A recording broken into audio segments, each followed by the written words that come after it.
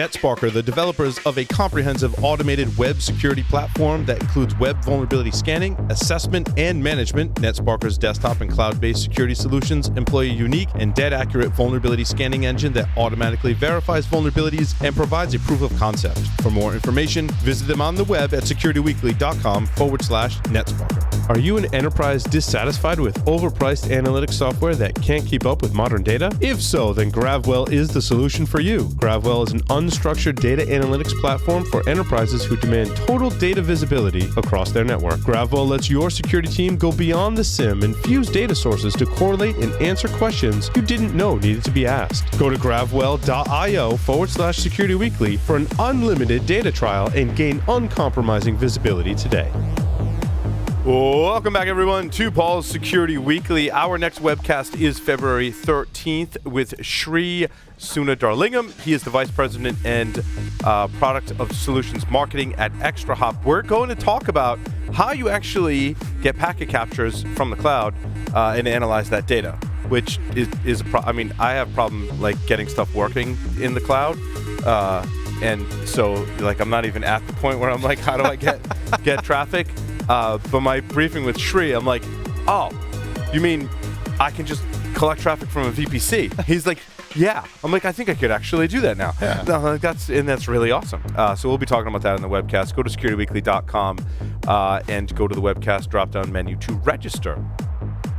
Mike Godwin focuses on research and writing in the areas of patent copyright reform, surveillance reform, technology, and privacy. He was the first staff counsel at the Electronic Frontier Foundation, or EFF. And we're happy to have him on the show with us today. Mike, welcome to the program. Hi, it's great to be here. It's nice to have you, Mike. It was actually somewhat timely. I was, when I heard you coming on the show, I'm like, that name sounds really familiar for a lot of reasons. I'm like, I feel like it was in a book I just read. It happened to be the book about the CDC written by Joseph Menn. And they talked about the very early days of the EFF that was founded in 1990. So I thought that would be a good place to start. Take us back to 1990 when the EFF was created. How did you get involved, and what kind of things were you doing there? Well, so I was in my last year of law school in 1990, and I wasn't entirely sure what job. I did not have a job lined up. Unlike many of my fellow students, I hadn't quite, nailed down what I was going to do immediately after law school. But in the last semester even of law school, I was finishing up my coursework, trying to figure out what the next thing was. And I remember we had a spring break. So we had spring breaks. I had a week off, and I was supposed to be studying for the legal ethics exam that everyone has to take. And it's a separate exam from the bar exam. And it's not a difficult exam, although maybe people think it should be more difficult, but it was an easy exam. I didn't really have to study that hard. I was mainly avoiding studying. So I would be online, and in 1990, being online, you certainly could be on the internet if you had access to, college computers, and I did. So I was on the internet even then, before it was really a public internet. And I was following legal groups, and I was following, science fiction interest groups and so on. And one of the things that emerged, and I was also in bulletin board systems as well. So I had a big kind of online hobbyist life. And one of the things that happened was that a lot of purported computer hacker busts were happening around the country. And the news bubbled up around that. And I was in Austin, Texas. I was attending law school at the University of Texas. And suddenly one of the busts happened in my town, and that was surprising because I didn't, I had no idea that the Secret Service was going to swoop in. And not only that, they took over the computer system, the bulletin board system of a friend of mine. They seized it. He was not a hacker, but they seized his computer and shut down his bulletin board system and took it away.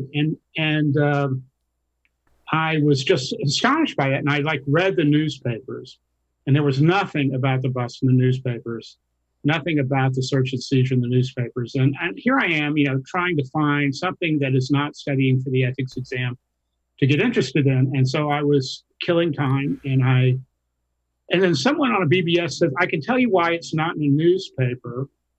It's not in the newspapers because newspapers see bulletin board systems and the internet as rival media. This was in 1990.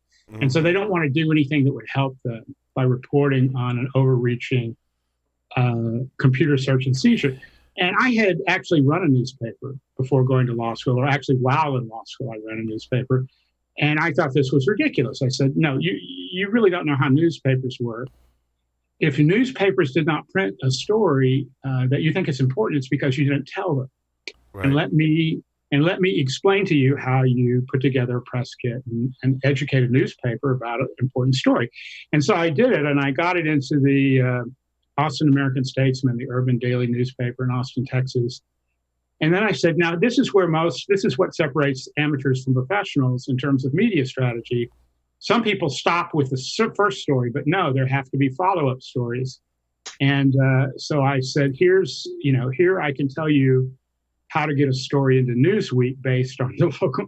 And I just sort of conducted this online tutorial about how to conduct a media campaign. And in the meantime, I was learning a lot about these cases, and I had studied criminal law, and I was a computer hobbyist. I had like this weird confluence of computer knowledge and legal knowledge and newspaper media knowledge. And so I found myself getting involved in these cases. And it turns out that publicizing the busts brought them to the attention of Mitch Kapor and John Perry Barlow, who had gotten interested in hacking prosecutions and hacking investigations that year. And to make a long story short, they hired me off the internet. They said, we need to hire, and we're going to start the Electronic Frontier Foundation. We need to hire an in-house lawyer, because they're cheaper if they're in-house. So we'll hire one, but we have to find one. Where would we find a lawyer, who knows computers and knows the internet? And people said, well, there's this guy on Usenet, who seems to know a lot of criminal law and computery stuff. So maybe we'll hire him. And that's how I got my first job out of law school. Did the folks at the CDC contact you? Because they were very much into that, like, how do we portray ourselves in the media? They're very much about basically social engineering the media and eventually creating hacktivism. And they were also in Texas in their beginnings. So there were many in Texas. Yeah, there were many in Texas, but there were some in Chicago. Chicago was another big nexus in that period. Yep. But certainly there were people in Texas, and so the hacker, and there were some that I kind of was one degree of separation from because of bulletin board systems. So there was even a guy in Austin who also had his computers seized, and essentially. And by the way, when the government seizes your computers, if you ever do get them back, which maybe you won't. They're often not in great shape. And this was a period where computers were vastly more expensive, in terms of percentage of your annual income than they are today. And fragile. Yeah, super fragile. And by the way, Secret Service agents don't handle your equipment, delicately. That's not what they do. And they would seize like the laser printer connected to your computer. And when I later lectured at the FBI Academy and at the Federal Law Enforcement Training Center. And I said, why did you seize the laser printer? And they said, well, laser printers, these Apple laser printers have a lot of RAM in them. And a real hacker could store, codes hide codes in the RAM of the laser printer. And I said, well, what do you think happened to the hidden codes in the RAM of the laser printer when you unplugged it? And got a lot of blank looks. I said, oh. They did get smarter, right? When they made arrests, Max Vision, aka Max Butler, they purposely left the computers on and started doing that more and more later on. That was actually a couple of years later, that they got a little better at this. But they got those warrants back then that just said all electronic devices that they could seize. And I've done training for law enforcement, and we used to get line police who were going to execute warrants like this. And it was a lot easier to tell them, if it looks electronic, just get it. Yeah. Because if you started getting into this, well, that's a laser printer, then the immediate response was, well, can you give us pictures of what laser printers look like so we'll know what's a laser printer? And we decided it was really easier to say, just get it all, put it in a van, and bring it to the warehouse. And it can sit there on the damp floor for 12 years until somebody looks at it. Right. That's right. And they would take your Walkman. They would, exactly. Yeah. They would take headphones. In those days, there were telephone answering machines, and they would take those. Oh, yeah. Mm-hmm. Hi-fi equipment, anything that looked like it could possibly be electronic. And one of the things that, as you know, from training law enforcement personnel, is that if they have a warrant, even if the warrant is, just having the warrant in hand, they know, well, we're authorized to go and do a search and seizure, and, maybe we'll get a little bit of wrong stuff, but so what, it's not, if the person is a target, is subject of an investigation or a target, they may not even bother to try to get the evidence back or the computers back, because sometimes if there's an ongoing investigation, the prosecutors and the law enforcement officers will say, well, look, we'll just indict you and then we'll sort it all out. So you just sort of maybe want to keep your head down and not be a big complainer after you've had the search and seizure. Well, Electronic Frontier Foundation and those of us who founded it in the early days, we were alert to the injustice of that. And that was one set of issues that I took on very early on. One of the things that it enabled me to do was go eat fried gator tail at the Federal Law Enforcement Training Center in Glen Cove, Georgia, with Secret Service and Treasury agents. That was fun. In the early days of EFF, Mike, was it in the early mission statements of EFF to be able to have legal counsel to represent folks from technology and specifically from the hacking community? Was that from the get-go? So the idea was not to be a hacker defense fund, although we were characterized that way, or to provide direct representation, because we were just a startup, and we couldn't possibly have scaled up to represent any significant number of defendants. And if we were going to scale up, we'd have to pick defendants, right? So actually, my first job at EFF was to read about all the hacking arrests and search and seizures and and essentially do intake. So I would look at a case and I said, well, this case, is interesting, but it's not super interesting. So maybe this is not a case that we could use to make an important law point. But the other thing that I did, and keep in mind that I was the only full-time employee at EFF for almost a year, I guess. The other thing that I did was make myself available as a kind of an expert resource for other lawyers for free. Mm-hmm. So we would get contacted by defense attorneys who were representing people who'd been arrested in different parts of the country on computer crime charges or some computer-related charges, and they didn't know how to defend the cases because they'd never seen cases like that before. And I would say, well, let's go over it. Let's see what you got, and maybe I can help or give you some strategies or at least some technical knowledge or put you in touch with experts. So I did a lot of that in the early years. And then did it transition where you represented folks from the hacker community? No, I never represented hackers directly in like a trial, but certainly there were a couple of occasions where where a hacker would contact me. Maybe a hacker wanted to talk to a journalist or wanted to grant an interview to a journalist. And I'd say, well, look, I'm just put me on the line and I will represent you. And if they ask a question that you shouldn't answer, I'll just tell you not to answer it. And I did other things like, I actually had one guy that I represented while he was being searched and seized. He was like, I was on the phone with him, and I just said, don't say anything, don't volunteer anything, just follow their orders, do what they tell you, but don't try to talk them out of it, because first of all, don't talk to the police, famous advice, don't say anything, because anything you say will be used against you. It's not that it can and will be used, it just will be used against you, no matter what you say. So it's best not to say anything.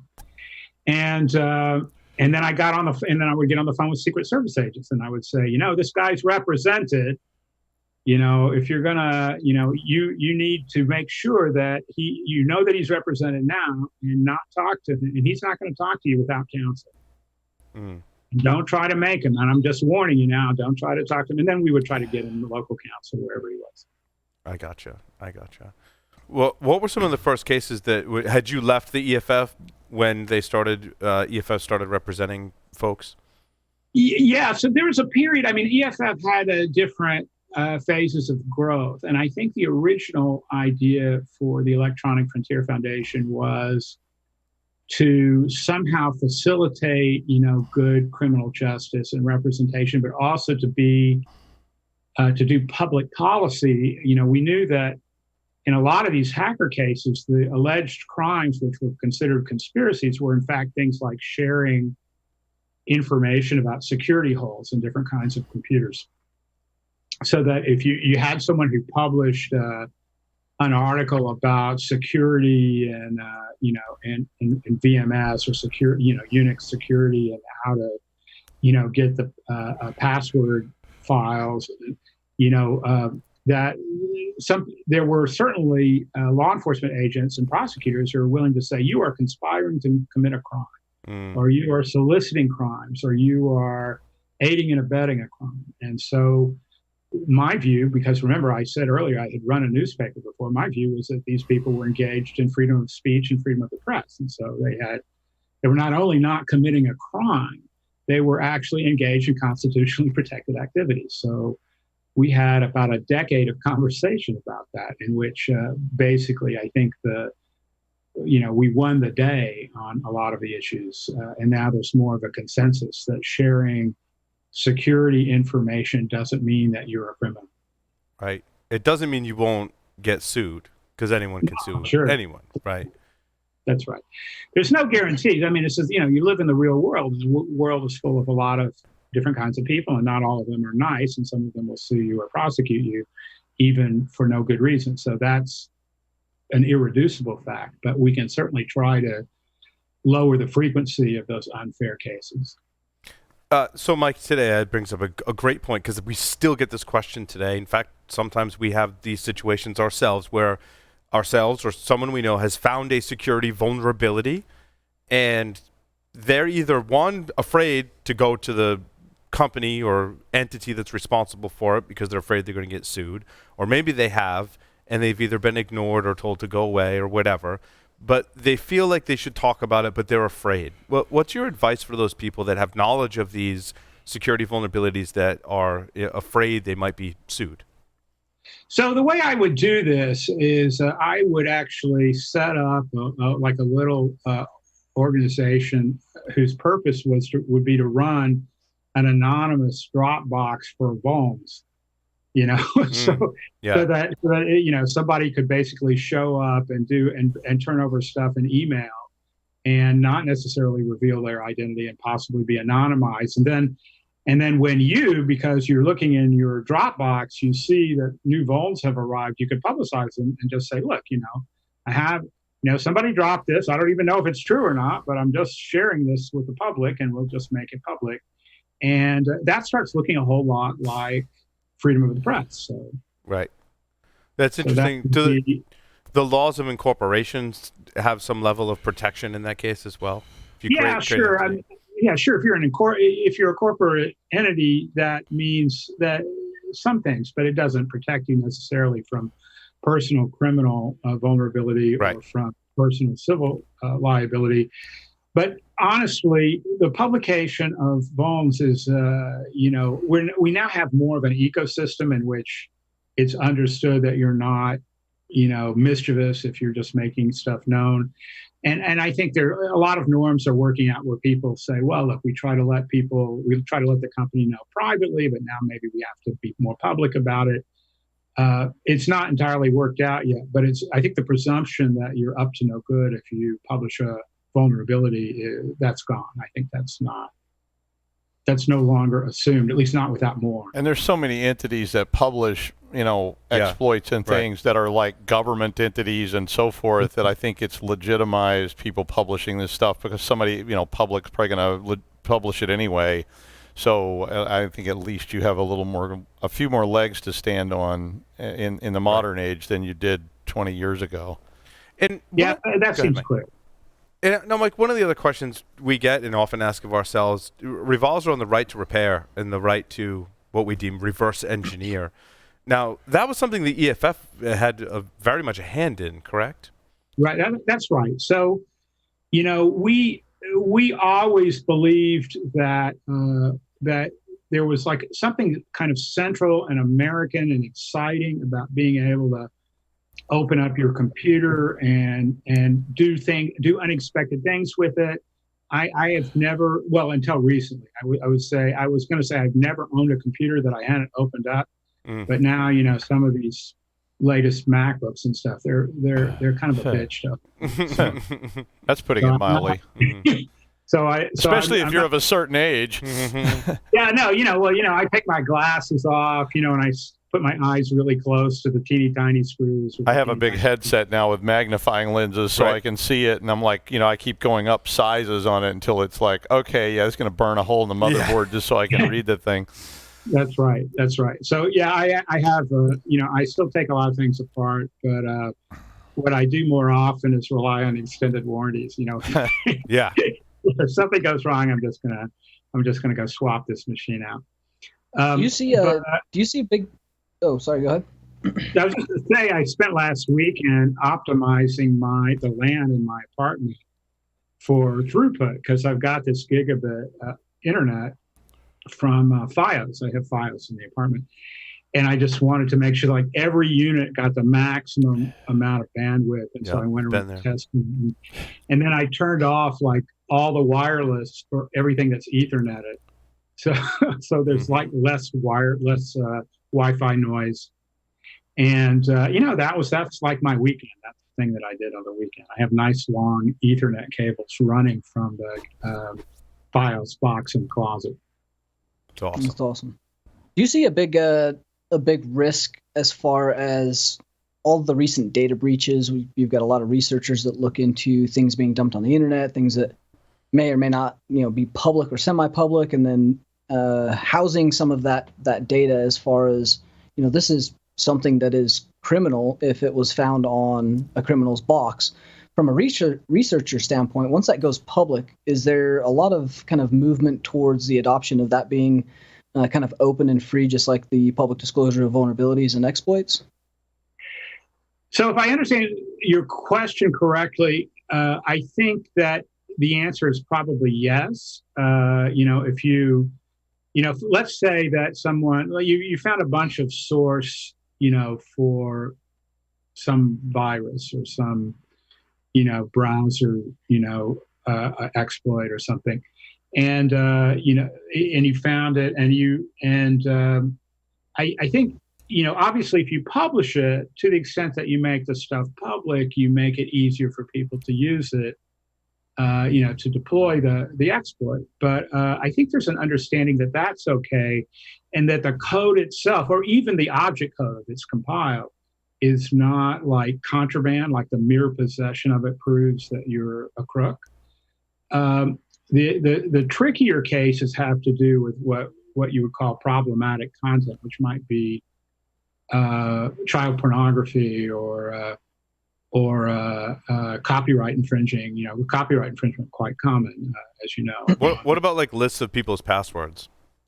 I was going to say like Microsoft data breach or Equifax or any number of the data breaches. What I would do in that case is, let's say I got 10 million passwords, 10 million users. What I would probably, for I don't know, let's say a G Suite product at Google. What I would do is like take the first 2 pages of it and send it to Google. And I say, look, I got 1,000 more of these. And, but I'm just showing you so you can check and see if you think it's real or not. And then you tell me what you want me to do with the other 1,000 pages. that way, at least, if stuff is out in the clear to some extent, maybe I could take photos of it, so it's a little bit, but those could be scanned, But what I would do is do something to sort of be, proof of exploit evidence, and contact the security teams. You don't want to do damage to other people just because you're publicizing it. Mm.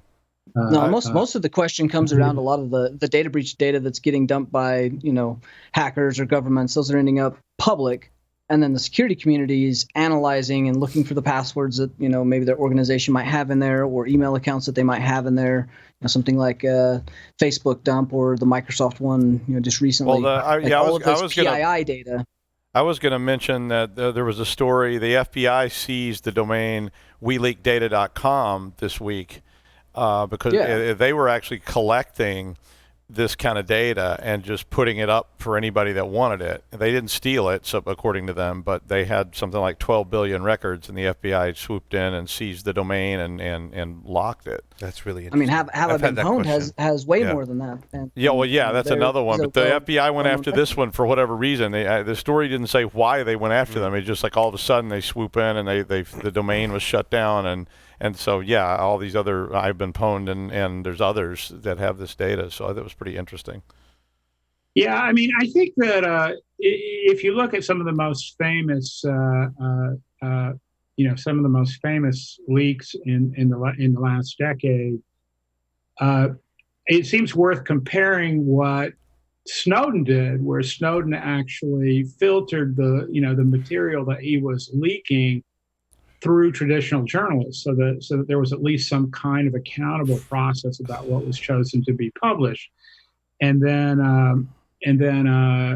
WikiLeaks, initially would just like post anything, and then started doing strategic dumps because Assange hated Hillary Clinton. I mean, there's just weird pieces of that.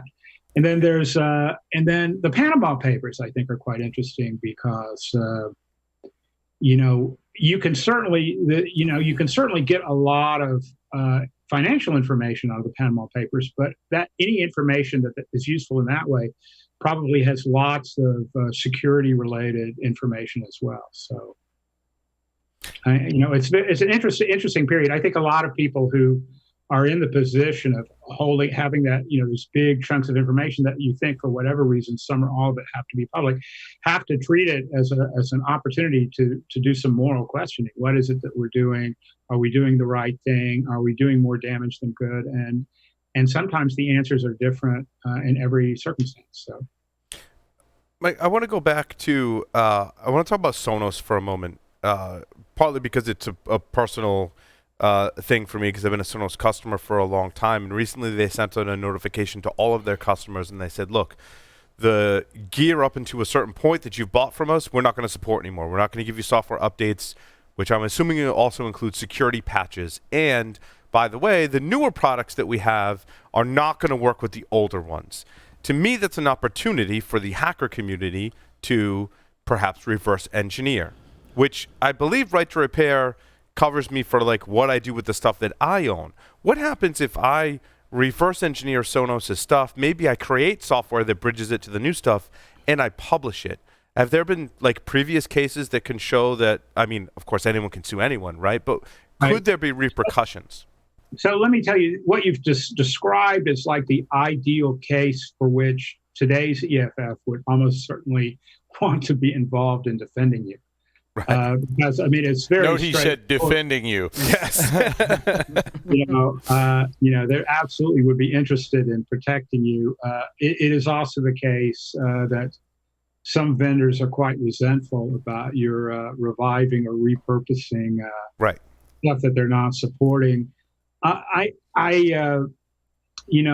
it's not just hardware either. I mean, certainly, I guess Win 7 is at end of life. In my view, is that once you are not supporting this stuff, you ought to just publish the source. Yeah. Right. Oh, I could completely agree there. Right. If they're not going to support the older stuff in Sonos' hardware and software, open source the software so we can extend it ourselves. Let me fix it.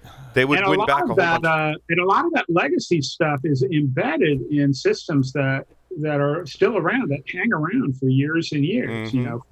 like their computers sitting in kiosks, in automated kiosks or elsewhere, and what you really like to do is be able, to have that stuff repaired. It's crazy but what I'm hinting at, and what I should say directly is, yes, sometimes companies will try to suppress, that kind of tinkering and right to repair type of engineering, and they shouldn't. Well, they don't want you to fix it though, because they want you to upgrade. Because every time they want customers to buy the new gear. When I've called companies for clients and said, we've got this model 01 and it's end of life, would you give us the source code? Would you give us this because you're not fixing it? They said, oh, you should just update. Mm-hmm. Yeah, no, that's the reflex. And if you say I don't want it, they say, well, we're not going to give you. We're not going to. Well, yeah, they wouldn't give us anything, and they said, in fact, they told us if we tinkered with their product, we were violating a license that apparently was still in effect. Right. So I'm not. This isn't what I would call legal advice, but I would certainly say that you could, get off the phone with those guys and don't tell them that you're not going to do it. Don't tell them that you are going to do it. Well, he's not giving legal advice, and I'm not telling you this happened, but that's what I would have recommended be done in that particular case. But Mike, it's different if I do that for me, right, and maybe a close circle of friends, and we reverse engineer it, and we, maybe figure out how the firmware works on my Sonos devices, how the protocols work. When we go publish that, that's a separate step, right? That's maybe not covered under right to repair. But I think the publication piece of it is generally understood to be protected. And there was I actually dealt with a case where I dealt with a vendor. There was like a remote control for television where you entered certain codes and you could VCR Plus or something. There's some weird thing that and you would get your TV guide. Remember when we had TV guides on paper, and they would print the little codes next to every program listing, so that if you had, I guess I'm going to call it VCR Plus until we think of the real name. But if you had one of those devices and you wanted to program, in advance a week of shows that you wanted to, save and watch at your leisure, you could just enter the codes. So what happened is that the codes would be different in every region and every regional edition of TV Guide. So if you were getting TV Guide in Texas, the codes for Hawaii 5.0 would be different than they would be if you got the TV Guide in Boston. So what these people in the 90s did, and they reached out to me at EFF, is they bought TV guides from different regions around the country, and when they had the different codes, they were able to correlate the codes and engineer, and basically they cracked the code. Mm. So once they could do that, then they would enable anybody to build an alternative to this VCR Plus hardware device, that you could enter the codes. Mm-hmm. And they wanted to publish it, and they published it in a journal called Crypto. They wanted to publish it in a journal called Cryptologia, which was a cryptological journal where they did cryptanalysis and encryption schemes. And Doug's nodding his head that he had a subscription, didn't you? Or you read that? Yeah. Leave me alone. It's awesome. No, about awesome. Cryptologia, there aren't that many subscribers, but the ones that they're really interested. Yes. Yeah, no, it's not an admission. Having a subscription. I swear I never read a copy of Cryptologia. Right. I was reading Playboy the whole time. I just got it for the pictures. Yeah, exactly. The centerfold drop down of the new encryption algorithm. Yeah, it's awesome. Check out the open source on that one. So anyway, I got on the phone with the lawyers for these people, and they said, and I said, I'm just representing this guy, and I just said, could you please tell me what your legal theory is? And they said, well, our legal theory is that these are copyrighted works. And I said, you think the numbers are copyrighted works? Because the theory of copyright is that to be a copyrightable work, it has to show a certain amount of creativity. So you think the numbers are creative? Mm. And if so, how? I said, but look, I just want to help you. So I asked you. So let me just ask you to write up a little memo explaining your theory to me. And they said that they would. And then what happened is they never sent that memo because there is no theory that supports it. And I was having this discussion. This guy said, "So are you a lawyer?" And I said, "Yes." And they said, "Well, are you a copyright lawyer?" And I said, "Well, no, but I'm not an idiot either." So, so I'm going to ask you, to use your superior copyright knowledge to explain to me the legal theory in a memo. And they kind of backed out. And Mike, you worked other efforts with DRM and television, correct? Yeah, so I absolutely worked on TV DRM, on broadcast flag and broadcast, efforts to impose DRM widely on television. And this was really interesting because the scheme that the studios came up with was really brain dead at the outset. What they had done was they said, look, we're going to embed a signal in broadcast. We're going to digital television, HDTV, with the massive resolution of 1080, 1080i and 1080p. The huge number of dots associated with 1080p. And the theory was, digital television was more vulnerable to the piracy because it was digital, right? So everybody knows digital is easier to copy. And but if you copy, by pointing a video camera at an HD broadcast, it'll all degrade because the video camera is analog, and everybody knows that analog degrades. And I said, but look, why don't you video it once, and then you digitize the video.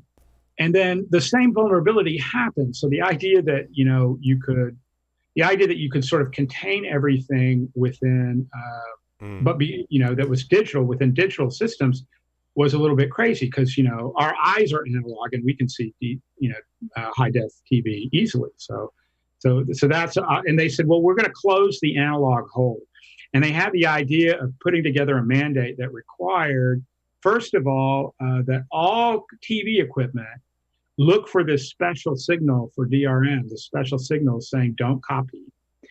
And in addition, over time, we're going to phase out all the analog connections to home electronics.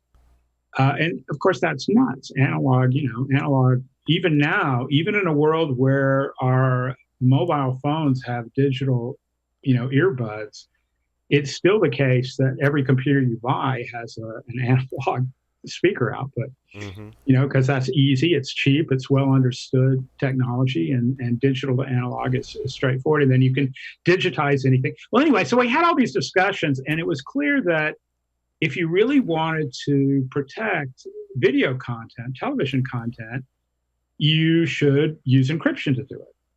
And they said, well, but we want free over-the-air broadcasting, but also we want to convert people to digital television sets. It was crazy. It was just nonsense. So what we did is we stalled that for a couple of years by going and making sensible arguments at the FCC about why the regulations that would have compelled. They said, well, I said, look, if you're going to compel a DRM, you at least ought to compel the smart kind and not the dumb kind. And Hollywood loved me for that. They really loved the fact that I dissed their dumb DRM scheme, but their DRM scheme is now dead. So I succeeded in that way. We had a lawsuit over it in which the DC Circuit held that the regulation was beyond the scope of what the FCC could do. And I have to add one other piece, which is this. It wasn't just TVs that would have had the DRM in it. It was any so-called downstream device. And by then, this was, 15 years ago, it was clear that any downstream device could be anything. So the DRM had to be in any downstream device, and that would have meant any computer that could ever be hooked up to a TV. Right. So it would have meant all of digital electronics, period, would have had this dumb DRM scheme built into it. But the cable companies, to a certain extent, I mean, your cable card is essentially a smart card that that decrypts it, right? So that did. Well, I hear that, but I don't really watch cable anymore, and I'm surprised that you do. Well, it's one legacy device. That seems sort of quaint, right? It is, and it's a legacy device in my network, right? That has the smart card that you put in and takes the cable connection. Yeah. It's going to be canceled very soon. But then it also that's a 1997 board in that card, right? But then it connects to my network over Ethernet, and through an app, I can stream it to any TV. It was a company called Silicon Dust. Actually made some pretty good gear. Yeah.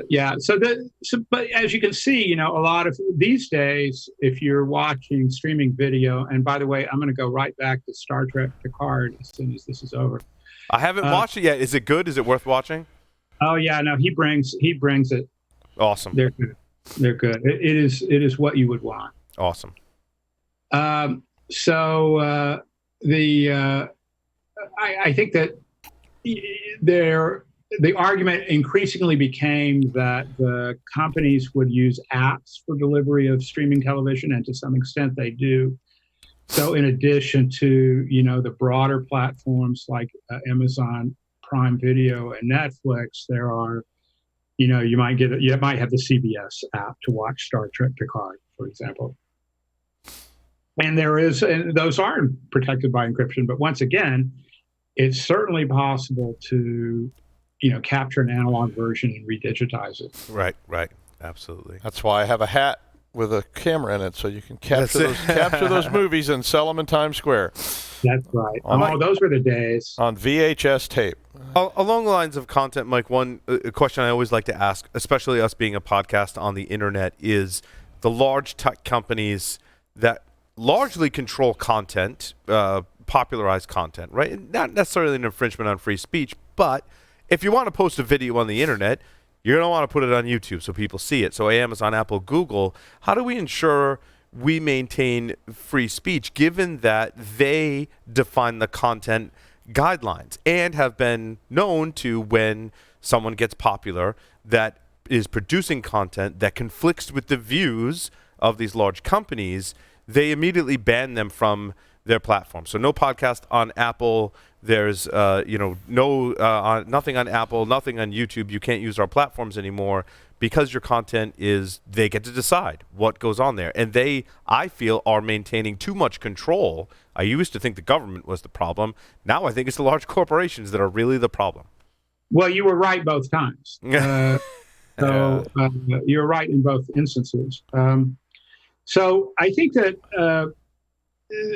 one thing that I think isn't well appreciated is that Google and Alphabet and YouTube, they actually try to do some analysis when they get a Digital Millennium Copyright Act takedown order. So they hire, teams of lawyers who, review the takedown requests or takedown demands, and they actually turn down a lot of the demands. Mm-hmm. So that last I checked, I think this is correct, less than half of the DMCA takedown orders, that Alphabet received were complied with, because there are different reasons they might not be. Maybe the demand is too broad. Sometimes if the demand is too broad, that's a reason. Sometimes the analysis is just this is an image from a movie that's in the background of a baby video or a cat video. Let's just,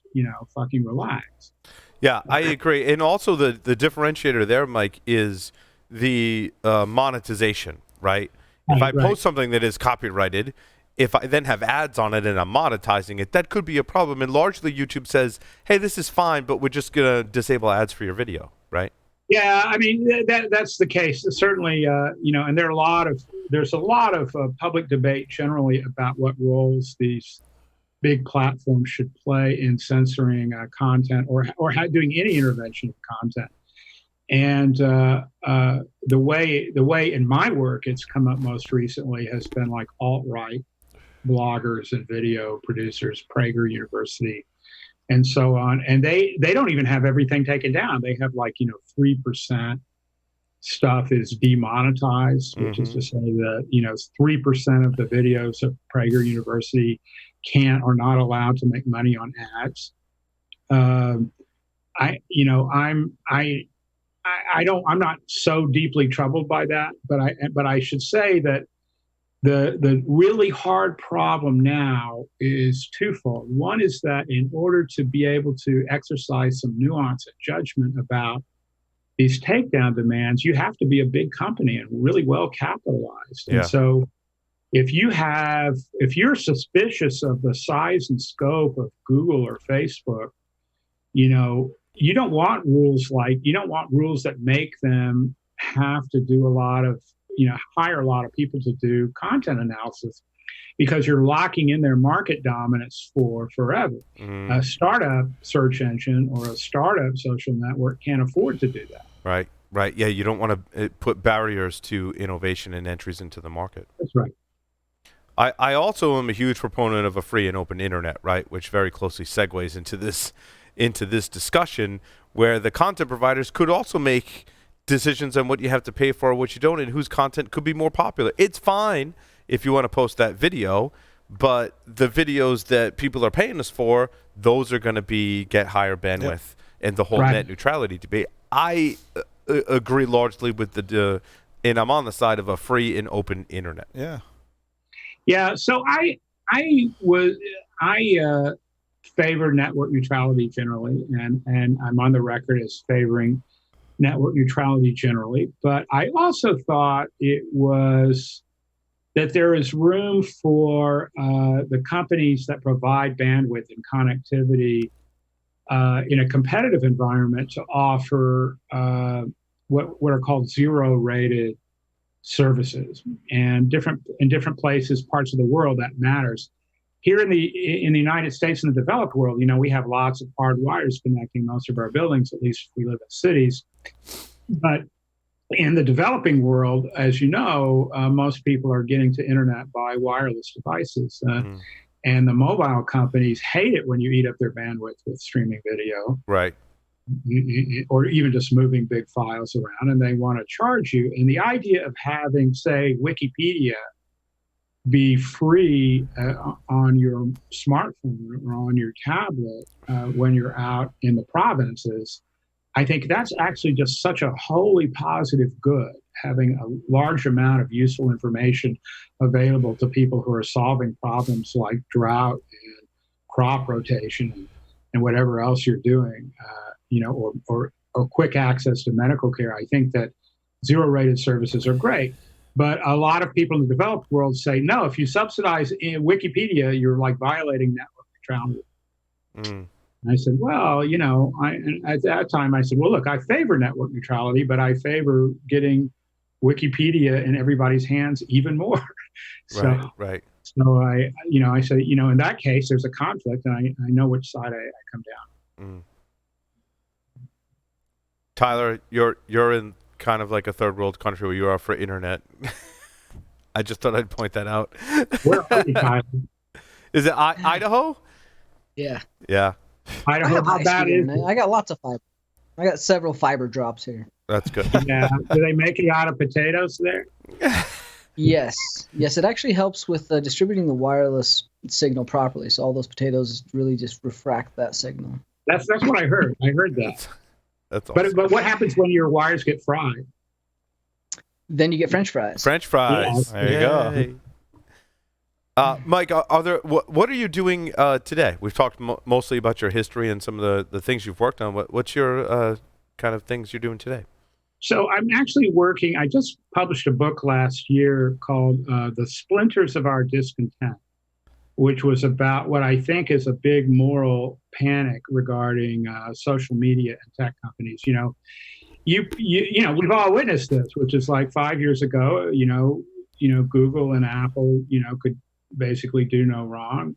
Facebook, was new and exciting, and most people were kind of upbeat about tech generally, and college graduates wanted to go to work for these companies that provide all the free food.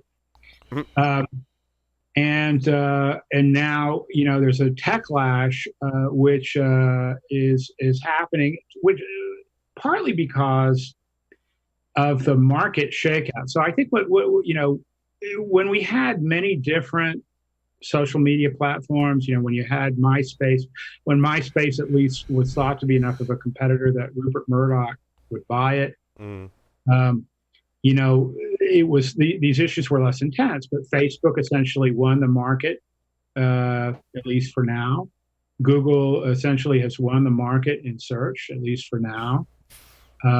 And so what happens is when you have these companies that are large incumbents, if anything goes wrong, the tendency is to say, those companies are rich. Why aren't they doing more? Why isn't Twitter much better at stopping the hateful tweets from coming in my feed?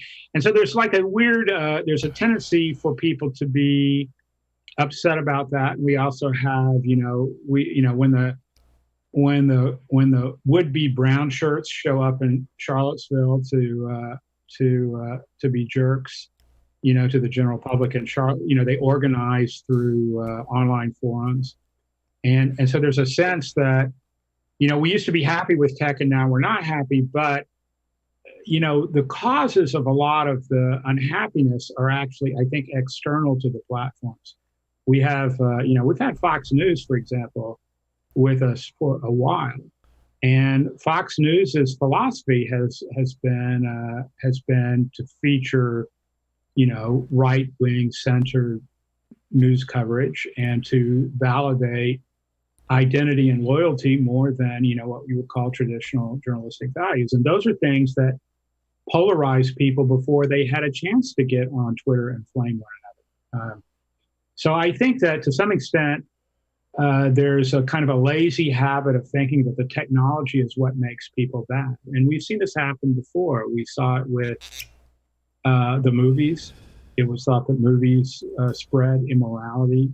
So the movie companies had to learn to self-censor. Television, when I was growing up, and it reflects my age. When I was growing up, it was widely assumed that television was bad for you.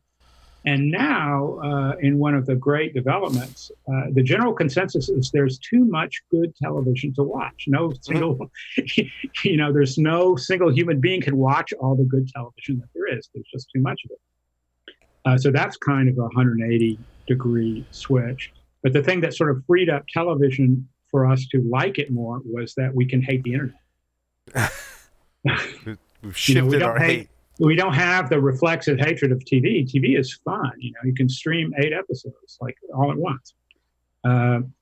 So it's just the latest thing to hate. I mean, they said this stuff about radio, and they probably said it about serialization of novels in the 19th century or whatever. Oh, they did. They did, in fact. And I love talking about the 19th century because the thing that happened that really took the lid off of popular fiction, and by the way, a lot of the popular fiction was in fact quite bad. It wasn't all Dickens, or even Sherlock Holmes. A lot of it was much worse than that. But dime novels and so on, Penny Dreadfuls. Yeah, Penny Dreadfuls. And the things that took the lid off was the conversion from rag paper to wood pulp paper. So instead of making paper out of old clothes that you bleached and flattened, you made paper, you cut down trees and made paper. And, we had a lot of trees. So it was easy to turn a lot of trees into paper. And one of the reasons big chunks of Europe and the United States are deforested now is that 19th century revolution in paper production. And now we have a digital means of communicating, which doesn't. Yeah, so this is good for the trees. At least it's good for the trees. It is good for the trees. We ought to say more about how, you may hate the internet, but it's sure good for the trees. Until we have to recycle all of our Sonos devices and then create more digital. You have to recycle the Sonos devices, but you're not gonna. You're gonna keep your Sonos device alive. We're gonna keep hacking. We're gonna hack it. That's outstanding. So, Mike, I just have 5 questions left for you. They're 5 silly questions that we ask all of our guests here on Security Weekly. Are you ready to play 5 questions with Security Weekly? I am. I was born ready to play 5 questions. Sweet. 3 words to describe yourself. Aging still smart. If you were a serial killer, what would be your weapon of choice? Jokes. If you wrote a book about yourself, what would the title be? In Search of Wonder Woman. In the popular game of Ask Grabby Grabby, do you prefer to go first or second? Yes. Choose 2 celebrities to be your parents. Alive, dead, fictional, or otherwise. So this is really good. I think I have to pick. So I think I'll just pick the obvious choice to me, which is George and Amal Clooney. There you go. George Clooney is a very popular answer for that question. So awesome. Mike, thank you so much for appearing on Paul's Security Weekly this evening. I'm glad to be here. I'm sure you'll have me back now that you know how good I am. Absolutely, we will. Welcome back anytime. With that, we'll take a short break. Come back with the security news for this week. Stay tuned.